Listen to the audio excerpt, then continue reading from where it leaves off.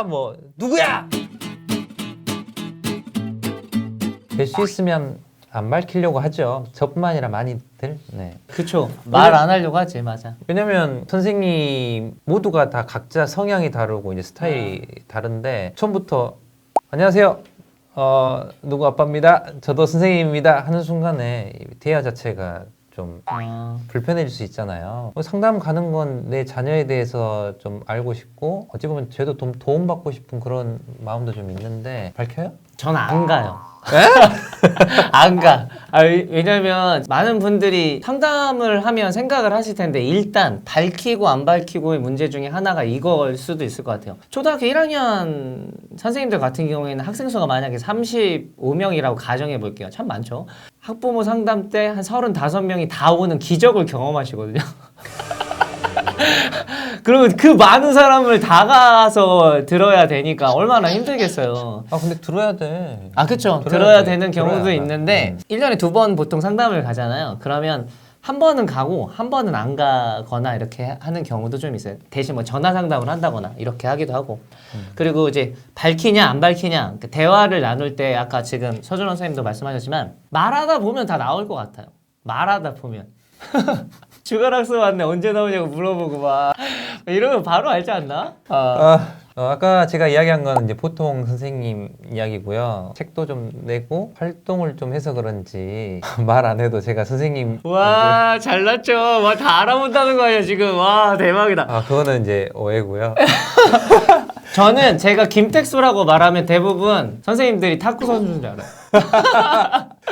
아 부럽다 되게. 나 잘 모르던데. 근데 이제 신규나 적영역 선생님들 같은 경우는 담임 선생님 자리에 갑자기 저를 앉혀버려요. 그래가지고 어떻게? 긴장해가지고 선생님 여기 그 선생님 자리인 것 같습니다. 제가 이 자리에 앉을게요라고 바꿔서 앉은 적이 있었어요. 아 안 돼. 어떻게 그래? 네. 끝까지 하지 말았어야지. 이거 좀 독특한 이제 상황이고 어쨌든 그냥 좀 아시는 것 같아요. 그러니까 요즘에는 부모님 직업이 뭔가요라고 이렇게 함부로 물어볼 수 없거든요. 근데 또 대화 나누다 보면 필요에 의해서 먼저 이렇게 이야기해 주시기도 하고 저희들은 그냥 드러나는 것 같아요. 아 그치. 네. 맞아. 대화를 나누다 보면. 근데 이와 비슷하지 않을까 싶어요. 뭐가 비슷하냐면 학부모님들이 학교에 있는 선생님들을 만나러 갈 때 내 직업이 뭐냐고 밝히지 않으시잖아요. 내 아이가 가정에서는 이렇게 생활하는데 학교에서는 어떻게 생활할까? 이에 대한 궁금증으로 학교로 가는 거지. 내 직업을 말해놓고 내 직업이 이거니까 우리 애 좀 잘 봐주시려나? 뭐 이런 느낌으로 가시는 거 아니잖아요. 그와 같은 맥락에서 본다면 저희들도 학부모님들을 대하는 것처럼 또 혹은 선생님들 만나러 갈 때도 직업을 밝히지는 않는 것 같습니다. 지금 준호쌤은 어떻게 가시는지 모르겠지만 저는 한 번은 전화 상담을 하고 한 번은 직접 방문하는 상담을 하는데요. 학부형 입장에서 선생님을 만나러 갈 때 전화 상담을 하게 되는 게 심적인 안정감이 훨씬 더 커요. 부모 입장에서. 왜냐면 제가 막 이렇게 샤이하거나 이렇게 부끄러움을 많이 타거나 그런 성격은 아니지만 그래도 전화 상태로 만났을 때 얘기할 게 일반적인 얘기를 충분히 할 수 있고 결정적으로 내 아이가 학교에서 크게 잘못을 하지 않는구나 라고 생각이 들어. 왜 그러냐면 제가 교사다 보니까 아이가 만약에 좀 개구진 행동을 너무 많이 하거나 어려움이 많이 있으면 전 반드시 오라고 하거든요. 아마 영상을 보시는 분들은 공감하실지 모르겠는데 전 꼭 오라고 한단 말이야.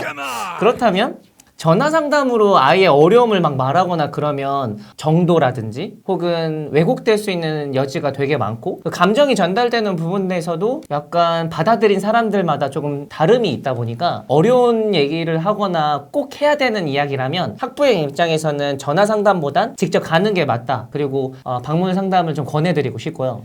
또 그런 게 아니다. 내 아이가 잘할 거라는 강한 믿음을 갖고 있다. 그러면 전화 상담도 나쁘지 않을 것 같아요. 우선 예전에는 가정 방문을 했단 말이에요. 맞아.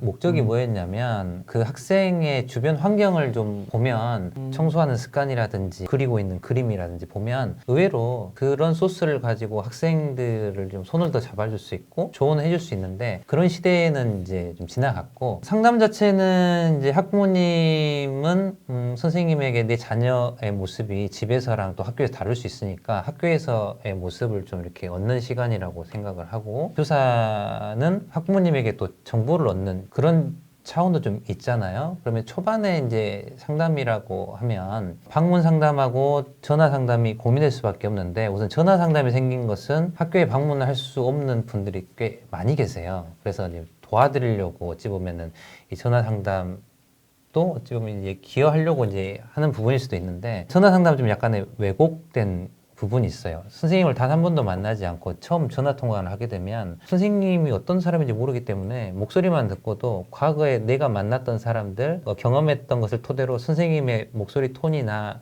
이미지를 그냥 내 나름의 이제 그림을 그리게 된단 말이에요. 그러면 이야기 나누면서 이제 뭐랄까 약간의 왜곡된 상황들이 좀 벌어질 수 있어서 눈과 눈을 바라보고 이야기 나누면 훨씬 더 깊은 대화 그리고 이제 마음과 마음이 통하는 그런 이야기들을 좀 나눌 수 있기 때문에 저는 어쨌든 면대면이 좋고 정 이제 힘들다 그러면 시간 약속 정해가지고 전화 통화 나누는 것만으로도 내 자녀한테 좀 도움이 되지 않을까 그렇게 말씀드리고 싶습니다. 네. 일단은 선생님은 2번 다 가라. 그렇죠. 지금 영상을 보시는 분들도 느끼시겠지만 개인적인 성향도 좀 있을 것 같아요. 그럼요. 저희가 네. 드리는 제안들이나 방법들이 꼭 정답은 아니니까 여러분들의 멋진 선택과 선생님들의 관계를 잘 되셨으면 좋겠습니다. 근데 이제 저희야 만나는 걸 좀 이렇게 편안하게 생각하지만 이제 내향형의 좀 관계 쪽에 마음이 가는 분들도 있어요. 사람들의 성격이 다 다르잖아요.